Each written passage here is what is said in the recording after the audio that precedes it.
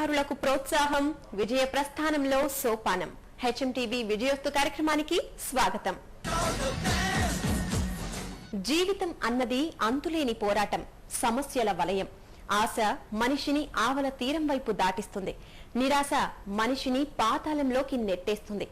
ఆశ నిరాశల మధ్య పోరాటం మనిషి జీవితాన్ని ఆటుపోట్లకు గురి చేస్తుంది. అన్నీ సవ్యంగా ఉంటే జీవించడం గొప్పేమీ కాదు. సమస్యల వలయాన్ని ఛేదించుకుని అజేయంగా నిలబడి అడుగు ముందుకేయడమే ఆశావహుల లక్షణం. ఇబ్బందులు చుట్టుముట్టి సతమతం చేస్తున్నా, నిత్య నిప్పుల మార్గంగా సమస్యలు వేధిస్తున్నా అచేతనంగా ఉండలేదాయన. అద్భుతంగా చరిత్రను తిరగరాశారు. ఆ ఆత్మవిశ్వాసపు అసలు చిరునామా తానేనని నిరూపిస్తున్న ఓ విజేతను ఇప్పుడు చూద్దాం. మనోధైర్యం ముందు ఎంతటి సమస్య అయినా పారిపోవాల్సిందే. బుర్రలో సరుకుండాలే కాని సమస్యలు ఆశావాహుని ఆత్మవిశ్వాసాన్ని అణుమాత్రం కూడా దెబ్బతీయవు. ఇదే సూత్రం ఓ వ్యక్తికి కొండంత బలాన్ని అందిస్తోంది. ఆయనే బలరామారావు, ఈ స్టోరీ హీరో. మీరు చూస్తున్న ఈ వ్యక్తే బలరామారావు. ఈయన గుండె నిబ్బరం ఆకాశమంత, మనోధైర్యం కొండంత. మనం అంగీకరించింది ఏదైనా సరే అది ఓటమి కానే కాదన్న మౌలిక సూత్రాన్ని నరనరానా జీర్ణించుకున్న వ్యక్తి. అప్పుడు తాను అనుభవించిన పరిస్థితులకు తలొగ్గి, ఇంతేనా నా జీవితం, నా తలరాత ఇంతేనని ఒప్పుకొని ఉంటే ఆయన ఈ స్థాయికి చేరుకునేవారే కాదు. చేతకానితనాన్ని ఒప్పుకోవడం అతి సాధారణ వ్యక్తుల జీవన గమనమన్న సంగతి ఆయనకు తెలియంది కాదు. అందుకు శ్రమించారు. జీవితాన్ని ఫలప్రదం చేసుకోవడమే లక్ష్యంగా తాను వెలుగుతూ 10 మంది జీవితాల్లో వెలుగు నింపుతున్నారు.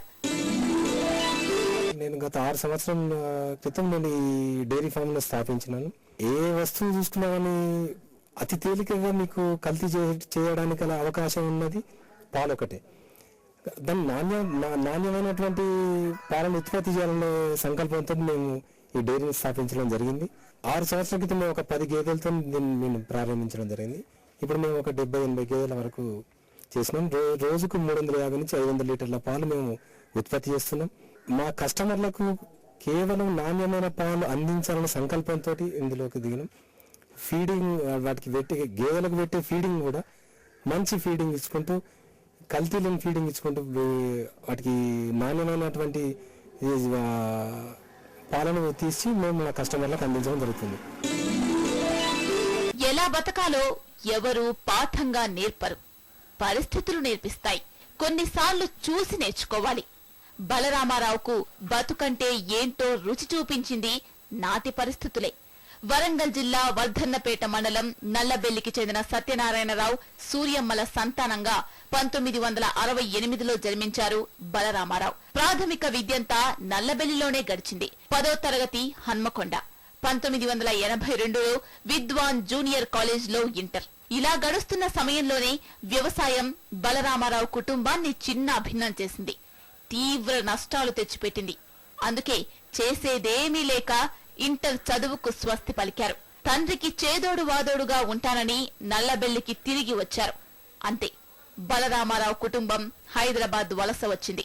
పొట్టకూటి కోసం, ఉపాధి కోసం వెతుకులాట మొదలైంది.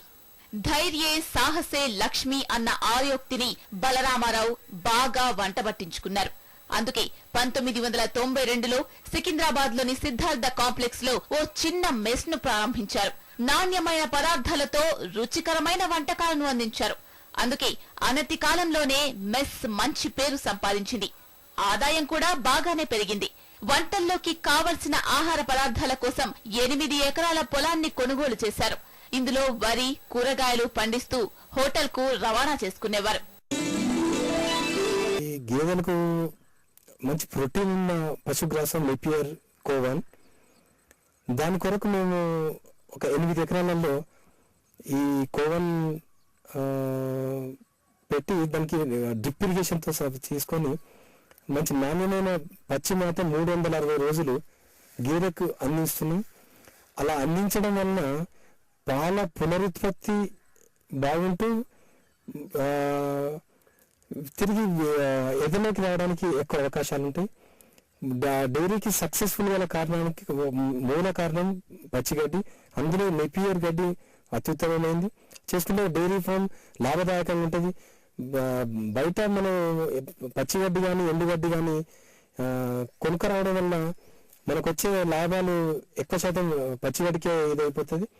కాబట్టి మనకు వీలైనంత వరకు పచ్చిగడ్డిని మనమే సొంతంగా తయారు చేసుకొని మంచి ప్రోటీన్ కలది, అంటే మురుగునీరు లేకుండా మంచి బావి నీరుతో బారించుకుంటూ చేయాల్సిన అవసరం ఉంది.